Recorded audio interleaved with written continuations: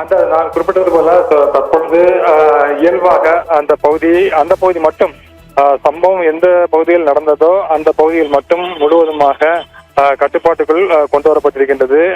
யாரும் அங்கு அனுமதிக்கப்படவில்லை. அங்கு பேரிகேட் எனப்படக்கூடிய அந்த தடுப்புகளானது முழுமையாக போடப்பட்டிருக்கின்றது. நாங்கள் பத்திரிகையாளர்கள் அங்கு சென்றபோது கூட அவர்கள் பத்திரிகையாளர்களும் முன்பாகவே தடுத்து நிறுத்தப்பட்டு விட்டார்கள். அந்த எக்ஸாக்டா சரியாக எங்கு நடந்ததோ அந்த பகுதிக்குள் அனுமதிக்கப்படவில்லை.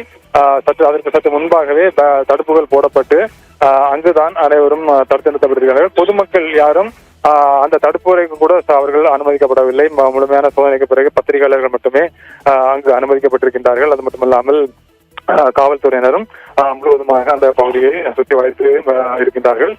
எனவே தற்போது இருக்கக்கூடிய சூழ்நிலையில் அந்த பிற பகுதிகளில் சோதனைகள் குறிப்பிட்டது போல சோதனைகள் தொடர்ந்து நடைபெற்றுக் கொண்டிருக்கின்றது. மேற்கொண்டு அடுத்ததாக இது எந்த விதமான அசம்பாவிதமும் நடந்துவிடக் கூடாது என்பது தொடர்பாக தொடர்ந்து பாதுகாப்பானது தீவிரப்படுத்தப்பட்டிருக்கின்றது.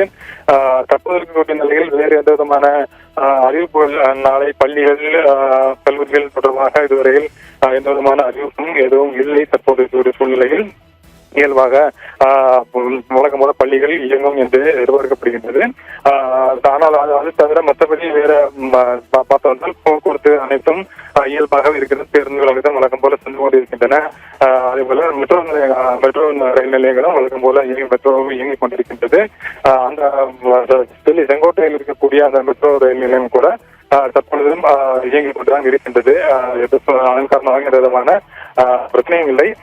தற்போது இருக்கக்கூடிய நிலையில் இது என்ன தாக்குதல் என்ன பிரச்சனை என்பதுதான் தற்பொழுது உடனடியாக விசாரணை மூலமாக கண்டறியப்பட வேண்டிய ஒன்று.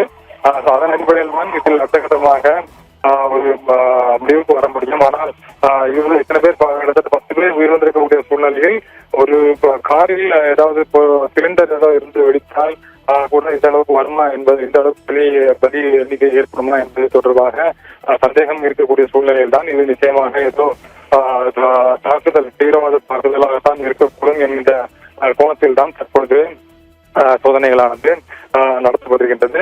நாம் குறிப்பிட்டது போல அந்த சாலையில் சென்று கொண்டிருந்த ஒரு கார் தான் அந்த சிக்னலில் இருக்கும்போது மெதுவாக சென்று நின்றதாகவும் அதன் பிறகு இந்த வெடிச்ச முகமானது நிகழ்ந்ததாகவும் கூறப்பட்டிருக்கின்றது. அதன் அடிப்படையில் பார்க்கும் பொழுது நான் குறிப்பிட்டது போல அந்த வாகனத்தை ஓட்டி சென்றது யார், அதில் இருந்தது யார் என்பது தொடர்பான பல சந்தேகங்கள் கேள்விகள் தற்பொழுது இருக்கின்றன. அது என்ன பொருள் இருந்தது என்பது தொடர்பாக பல கேள்விகள் தற்பொழுது இருக்கின்றன. அதன் காரணமாக பார்க்கும்பொழுது இது என்ன யார் இதில் தொடர்பு இருக்கின்றதா, வெளிநாட்டு சதிகள் இருக்கின்றதா என்பதை கூட கண்டிப்பாக பார்க்கப்பட வேண்டிய ஒன்று. அதன் அடிப்படையில் பார்க்கவும் நாம் ஏற்கனவே கூட்டியது போலதான் அண்மையில் தான் இந்த ISIS தீவிரவாத அமைப்புடன் தொடர்பு இருந்தவர்கள் கைது செய்யப்பட்டிருந்தார்கள். எனவே இந்த சம்பவமானது எந்த நோக்கத்திற்காக தற்பொழுது இது நடத்தப்பட்டிருக்கின்றது என்பது கண்டிப்பாக பார்க்கப்பட வேண்டும். யாரும் இதுவரையில் இதற்கு பொறுப்பேற்றதாகவும் எந்த தகவலும் இதுவரையில் இல்லை. இது போன்ற சம்பவம் நடந்ததாகவோ இதுக்கு நாங்கள் பொறுப்பேற்பதாகவும் இதுவரையில் யாரும் இந்த தீவிரவாத அமைப்புமோ என்ற குழுமோ பொறுப்பேற்றதாகவும் எந்த தகவலும் இல்லை. எனவே அதன் அடிப்படையில் தற்பொழுது இந்த விசாரணையானது தொடர்ந்து மேற்கொள்ளப்பட்டு வருகின்றது. மக்கள் அந்த பகுதியில் மாலை பொழுது என்பதன் காரணமாக அந்த பகுதியில் கூட்டம் எப்பொழுதுமே நாள் முழுவதுமே கூட்டம் இருந்து கொண்டிருக்கும். அதுவும் நேற்று ஞாயிற்றுக்கிழமை என்பதால் ஞாயிற்றுக்கிழமை திங்கட்கிழமை என்பதனால் தொடர்ந்து அந்த பகுதியில் கூட்டமானது இருந்து கொண்டேதான் இருக்கக்கூடிய சூழ்நிலையில் அதுவும் மாலை பொழுதில் இன்னும் அதிகமாகவே அந்த பகுதிகளில் எல்லாம் மக்கள் நடமாட்டம் அதிகமாக இருக்கக்கூடிய ஒரு நிலையில் தற்பொழுது இந்த சம்பவமானது அங்கு இருக்கக்கூடிய அந்த பகுதியில் இருக்கக்கூடிய மக்கள் மட்டுமல்ல டெல்லி முழுவதிலுமே மக்களிடம் ஒரு விதமான அச்ச உணர்வினை ஏற்படுத்தி இருக்கின்றது. சமீப காலத்தில் நடந்திருக்கக்கூடிய ஒரு முக்கியமான ஒரு வெடிப்பு சம்பவமாக இது பார்க்கப்படுகின்றது. அதன் காரணமாகத்தான் மக்கள் தான் இந்த ஒரு அச்ச உணர்வானது ஏற்பட்டிருக்கின்றது. அந்த நாம் குறிப்பிட்டது போல அங்கிருந்தவர்களாலேயும் கூட இது எப்படி என்ன நடந்தது என்பது அவர்களாலேயும் சரியாக விவரிக்க இயலவில்லை. அந்த அருகில் சென்று கொண்ட பேருந்து அதுபோல அந்த ரிக்ஷா ஓட்டுநர்கள் என நிறைய பேர் அந்த சாலைகள் அவர்கள் சென்று கொண்டிருக்கின்றார்கள். அவர்களுக்கு என்ன நடக்கிறது என்பது கூட தெரியவில்லை.